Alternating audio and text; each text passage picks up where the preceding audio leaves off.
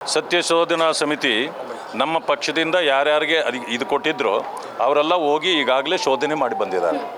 ನಾ ಫೋಟೋಗಳು ನೋಡಿದ್ದೇನೆ ಈಗ. ನೀವು ನೋಡಿದ್ರಾ ಆ ಫೋಟೋ? ನೋಡಿ ಇದು ಯಾವ ರೀತಿ ಹೊಡೆದಿದ್ದಾರೆ ಅಂತ ಹೇಳಿದ್ರೆ, ಇಲ್ಲ ಇದು ಗನ್ ಈ ರೀತಿ ಹೊಡೆದಿರೋದು ಎಲ್ಲಿದೆ? ಕೇವಲ 2 ಅಡಿ ಹತ್ತಿರದಲ್ಲಿ ನಿಂತು ನೋಡಿ ಎಲ್ಲಿಗೆ ಹೊಡೆದಿದ್ದಾರೆ ಅಂದರೆ ಇಲ್ಲಿಟ್ಟು ಇಲ್ಲಿಗೆ ಹೊಡೆದಿದ್ದಾರೆ. ಇದರಲ್ಲಿ ಹೆಂಗೆ ಕಾಣುತ್ತೆ ನೋಡಿ. ದೂರದಿಂದ ಮಾಡಿರೋದಲ್ಲ ಇದು, ಹತ್ತಿರದಿಂದಲೇ ಶೂಟ್ ಮಾಡಿರೋದು. ಅದರಿಂದಲೇ ಇವ್ರದ್ದೆಲ್ಲ ಪ್ರಾಣ ಹೋಗಿರೋದು. ಅಂದರೆ ಇವ್ರ ಕೈಲಿ ಸಿಕ್ಕಾಕ್ಕೊಂಡಿದ್ರು, ಜೊತೆಯಲ್ಲೇ ಇದ್ದರು, ಜೊತೆಯಲ್ಲಿ ಇದ್ದವ್ರನ್ನ ಹೊಡೆದಿದ್ದಾರೆ ಅಂತಂದರೆ ಇದು ಅಮಾನವೀಯ ಕೃತ್ಯ. ಅದರಿಂದಾಗಿ ನಾವೀಗ ಅದನ್ನು ಸದನದಲ್ಲೂ ತಗೊಳ್ತೇವೆ, ಹೊರಗಡೆ ಕೂಡ ಇದರ ವಿರುದ್ಧವಾಗಿ ನಾವು ಹೋರಾಟ ಮಾಡ್ತೀವಿ. ಯಾಕೆ ಸರ್ ಸರ್ಕಾರ ಯಾವುದೇ ರೀತಿ ಆಕ್ಷನ್ಗಳನ್ನು ಯಾವುದಕ್ಕೂ ತಗೊಳ್ತಾ ಇಲ್ಲ? ಬಿಜೆಪಿ ಕೂಗು ಸರ್ಕಾರಕ್ಕೆ ಕೇಳ್ತಾ ಇಲ್ವಾ? ಇದು ಬಂಡ ಸರ್ಕಾರ. ನೀವು ಏನು ಬೇಕಾದರೂ ಮಾತಾಡ್ಕೊಳ್ಳಿ, ನಮ್ಮ ಇಷ್ಟ, ನಾವೇನು ಬೇಕಾದ್ರೂ ಮಾತಾಡ್ತೀವಿ. ಅಂದರೆ ಬಿ ಜೆ ಪಿಯನ್ನು ಕೇಳಿ ನಾವೇನು ಅಧಿಕಾರ ಮಾಡಬೇಕಾದ್ರೆ ನಮ್ಮನ್ನು ಕೇಳಿ ಅಧಿಕಾರ ಮಾಡಬಾರ್ದು. ನೀವು ಒಳ್ಳೆಯ ಅಧಿಕಾರ ಮಾಡಿದಾಗ ನಾವು ಕೂಡ ಕೇಳಲ್ಲ. ನೀವು ಭ್ರಷ್ಟಾಚಾರ ಮಾಡಿದರೆ, ಡಂಬಾಚಾರ ಮಾಡಿದರೆ, ಈ ರೀತಿ ಕಾರ್ಯಗಳನ್ನು ಮಾಡಿದರೆ, ಅಮಾನವೀಯವಾಗಿ ನೀವು ನಡ್ಕೊಂಡ್ರೆ ನಾವು ಕೇಳಲೇಬೇಕು. ವಿರೋಧ ಪಕ್ಷವಾಗಿ ನಮ್ಮ ಕೆಲಸ ಏನು? ನಾವು ಅದನ್ನು ಮಾಡಬೇಕಲ್ಲ, ಅದನ್ನು ನಾವು ಮಾಡ್ತಾ ಇದ್ದೇವೆ. Okay sir. ಇನ್ನೊಂದೆಡೆ ಏನು ಅಂತ ಹೇಳಿದರೆ, ನಾಗೇಂದ್ರ ಅವರನ್ನು ರಾಜೀನಾಮೆ ಕೊಡಬೇಕು ಅಂತ ಇದ್ರೂ ಕೂಡ ಸರ್ಕಾರಕ್ಕೆ ನಮ್ಮ ಬಿಜೆಪಿ ಕೂಗು ಅರ್ಥ ಆಗ್ತಾ ಇಲ್ಲ. ಇವತ್ತು ಕೂಡ ಫ್ರೀಡಂ ಪಾರ್ಕಲ್ಲಿ ದೊಡ್ಡ ಮಟ್ಟದಲ್ಲಿ ಪ್ರತಿಭಟನೆ ಆಗಿ ಆರ್ ಅಶೋಕ್ ಅವರ ಜೊತೆಗೆ ವಿಜೇಂದ್ರ ಅವರನ್ನು ಕೂಡ ಅರೆಸ್ಟ್ ಮಾಡ್ಕೊಂಡು ಹೋಗಿರುವಂಥದ್ದು. ಈ ಎಲ್ಲ ನಡೆಗಳನ್ನು ಕಂಡು ಕೂಡ ಯಾಕಿದೆ ಆಕ್ಷನ್ ತಗೊಳ್ತಾ ಇಲ್ಲ? ಅರೆಸ್ಟ್ ಮಾಡಿದ್ದಾರೆ, ನಮ್ಮನ್ನು ಅರೆಸ್ಟ್ ಮಾಡಿದ್ದಾರೆ. ಈಗ ನಮ್ಗೆ ಅರೆಸ್ಟ್ ಆಗಿದ್ದವರು ನಾವು ಬಂದಿರೋದು.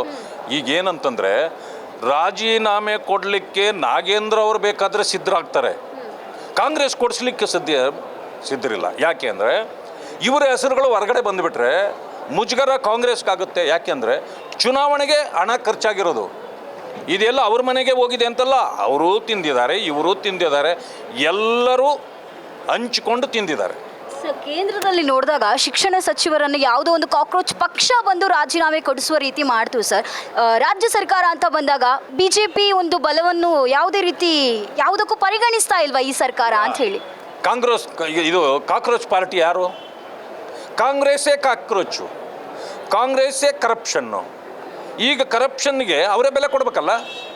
ಈಗ KPSC ಹಗರಣ ದೊಡ್ಡ ಹಗರಣ ಇದೆ, ಇದು ವೆಟರ್ನರಿ ಡಾಕ್ಟರ್ದು ಹಗರಣಗಳಿದೆ, SCP-TSPಯಲ್ಲಿ 53,000 ಕೋಟಿ ನುಂಗಿದ್ದಿದೆ, ವಾಲ್ಮೀಕಿ ಹಗರಣ ಇದೆ. ಈ ಎಲ್ಲ ಹಗರಣಗಳನ್ನು ಮಾಡಿರ್ತಕ್ಕಂಥವ್ರು ಯಾರು? ಅದು ಕಾಂಗ್ರೆಸ್ಸೇ. ಉತ್ತರ ಕೊಡಬೇಕಾಗಿರೋರು ಅವರೇ. ಆದರೆ ತಪ್ಪಿಸ್ಕೊಂಡು ಈಗ ಮರ್ಯಾದೆ ಹೋಗ್ಬಿಡ್ತದಲ್ಲ. ಈಗ ರಾಜೀನಾಮೆ ಸದನ ನಡೆಯುವಾಗ BJPಯ ಒತ್ತಡಕ್ಕೆ ನಾವು ಕೊಟ್ಬಿಟ್ಟಿವಿ ಅನಿಸ್ಕೊಳ್ಬಾರ್ದು. ಅದೇ ಅಷ್ಟೇ ಇರೋದು ಅವರಿಗೆ. ಆದರೆ ರಾಜೀನಾಮೆ ಕೊಡದೆ ಏನೂ ನಡೆಯೋದಿಲ್ಲ. ಯಾಕೆ ಅಂತಂದರೆ ಈಗಾಗಲೇ CBI ಕೂಡ ಮಾನ್ಯ ಗವರ್ನರ್ ಅವ್ರಿಗೆ ಈಗಾಗಲೇ ಅದನ್ನು ಪ್ರಾಸಿಕ್ಯೂಷನ್ ಕೊಡಬೇಕು ಅಂತೇಳಿ ಪತ್ರ ಕೊಟ್ಟಿದ್ದಾರೆ. ಅಂದಮೇಲೆ ಏನು ಮಾಡ್ತೀರಿ ನೀವು? ಅವರು ಕೊಟ್ಟ ತಕ್ಷಣ ನಾಳೆ ರಾಜೀನಾಮೆನ ಕೊಡ್ಬೇಕು. ನೀವು ನಿಜ ಹೇಳ್ಬೇಕಂತಂದರೆ ಸರ್ಕಾರವೇ ಭ್ರಷ್ಟವಾಗಿರುವಾಗ ವ್ಯಕ್ತಿ ಯಾರೋ ಒಬ್ಬನ ಭ್ರಷ್ಟತನ ಏನೋ ಎತ್ತು ಕಾಣೋದಿಲ್ಲ. ಅನೇಕರು ಭ್ರಷ್ಟರೇ ಸರ್ಕಾರದಲ್ಲಿ ತುಂಬೋಗಿದ್ದಾರೆ. ಯಾರು ಹೆಸರು ಹೇಳಿದರೂ ಪಕ್ಕದಲ್ಲಿ ಭ್ರಷ್ಟಾಚಾರ. ಯಾಕೆ ಅಂದರೆ ಇದು ಬರೀ ಕಾಕ್ರೋಚ್ ಪಾರ್ಟಿ ಅಲ್ಲ, Karnataka Pradesh cockroach and corruption Congress ಇದು.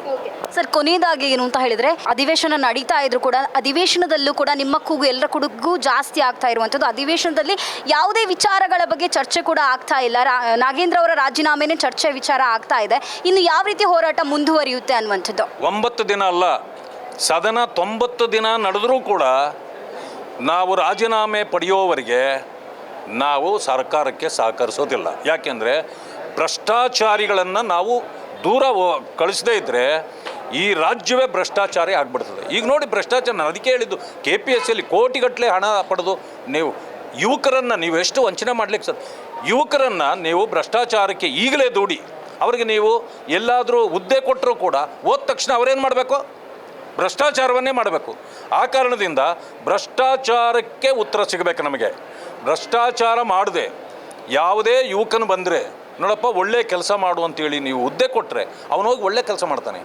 ನೀವು ಅವನ ಹತ್ರ ಹಣ ಪಡೆದ್ರೆ ಮತ್ತೆ ಎಲ್ಲೋ ಸಾಲ ಮಾಡಿರ್ತಾನೋ, ಹಣ ಏನೋ ಅಡವಿಟ್ಟು ತಂದಿರ್ತಾರೋ, ಏನೋ ಮಾಡಿರ್ತಾರೆ, ಬಡ್ಡಿಗೆ ತಂದಿರ್ತಾರೋ, ಇದನ್ನು ತೀರಿಸ್ಬೇಕಲ್ಲ, ಅದಕ್ಕೆ ಮತ್ತೆ ಭ್ರಷ್ಟಾಚಾರನೇ ಮಾಡಬೇಕು ಅವರು. ಅದರಿಂದ ಬಡ ತಂದೆ ತಾಯಿಗಳು ಇವತ್ತು ಎಷ್ಟು ಶಾಪ ಆಗ್ತಿದ್ದಾರೆ ಅಂದರೆ ಈ ಸರ್ಕಾರಕ್ಕೆ. ಅದರಿಂದಾಗಿ ಈ ಭ್ರಷ್ಟಾಚಾರವನ್ನು ನಾವು ಹೊರದುಡ್ದಿದ್ರೆ ಇನ್ನೂ ಭ್ರಷ್ಟಾಚಾರ ಹೆಚ್ಚಾಗುತ್ತೆ. ಆ ಕಾರಣಕ್ಕೆ ನಮ್ಮ ಹೋರಾಟ ನಡೆದಿರುತ್ತೆ. Thank you. ಎಸ್, ಕೇಳಿದ್ರಲ್ಲ ವೀಕ್ಷಕರೇ, ಚೆಲುವಾದಿ ನಾರಾಯಣ ಸ್ವಾಮಿ ಆಡಿರುವಂಥ ಮಾತಿದಾಗಿತ್ತು. ಕ್ಯಾಮ್ರಾ ಪರ್ಸನ್ ರುದ್ರೇಶ್ ಜೊತೆ ಚೈತನ್ಯ ಕೊಟ್ಟ ರಿಪಬ್ಲಿಕ್ ನೆಕ್ಸ್ಟ್ ಬೆಂಗಳೂರು.